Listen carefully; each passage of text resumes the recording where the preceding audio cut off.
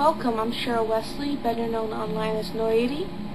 This video is on the process of creating my sculpture Odin's Runesong. It's based off the poem from the Elder Edda, which you just saw a few lines of.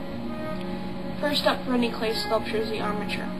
I build mine using wire and aluminum foil. The aluminum foil is to bulk up the form, so I use a little less clay. Don't have any pictures here of my tree armature, but it was simply a dozen or so pieces of 14-gauge wire, twisted together and branched apart, and then it was nailed to a piece of 2x4 that I sculpted the rock over. Like most of my sculpture, Odin was sculpted mainly in a 50-50 mix of original Super Sculpey, which is translucent pink, and Super Sculpey Firm, which is gray. Super Sculpey Firm is a wonderful new product that Sculpey's come out with. It takes detail beautifully, but a little too firm for my taste, which why I mix it with the softer Super Sculpey. Overall, this took between 85 and 90 hours, maybe a little bit more, over a 5-month period of time. Really difficult time sculpting the male figure.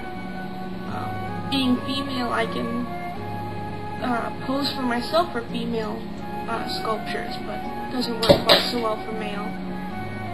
Plus, the harsher lines on the male figure is a little bit more difficult for me. And this pose is based on a resurrection suspension, which is very extreme and very difficult. Wonderful practice, though.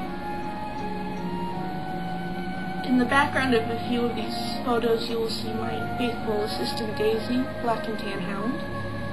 She's not much help, but she likes to check out what I'm doing. She's sleeping right here.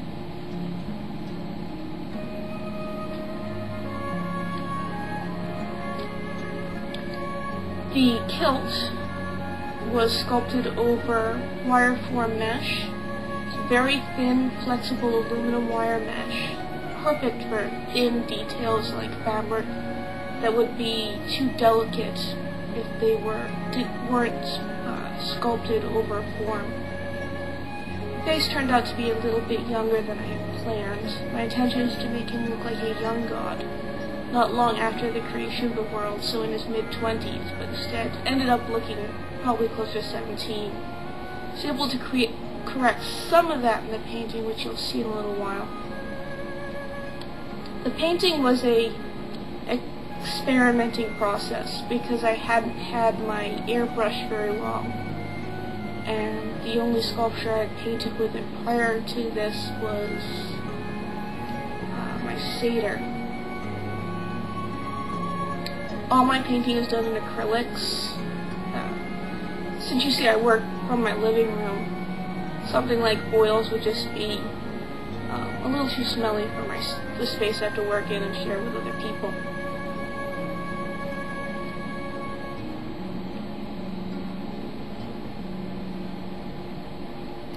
Daisy again. I have another dog too, Bandit, but he never seems to get into my pictures.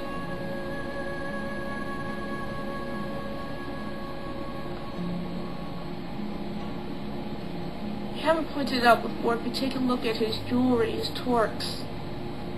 They have little glass beads in as the gems. His tattoos were drawn on with waterproof black ink. It took me a while to design those. The details were put in with different fine brushes and sponges to get different textures. The leaves were the single most frustrating thing to do.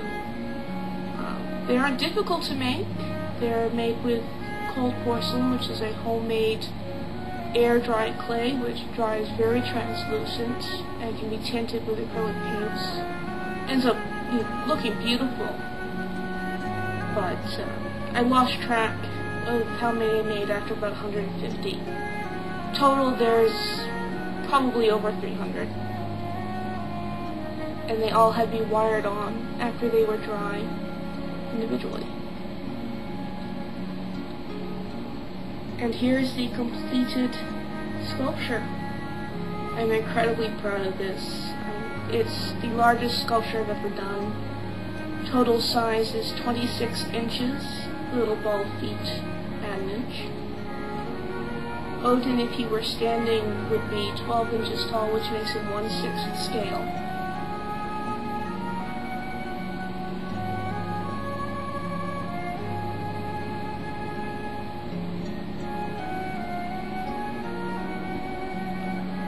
Close up of some of the leaves and see how they're translucent.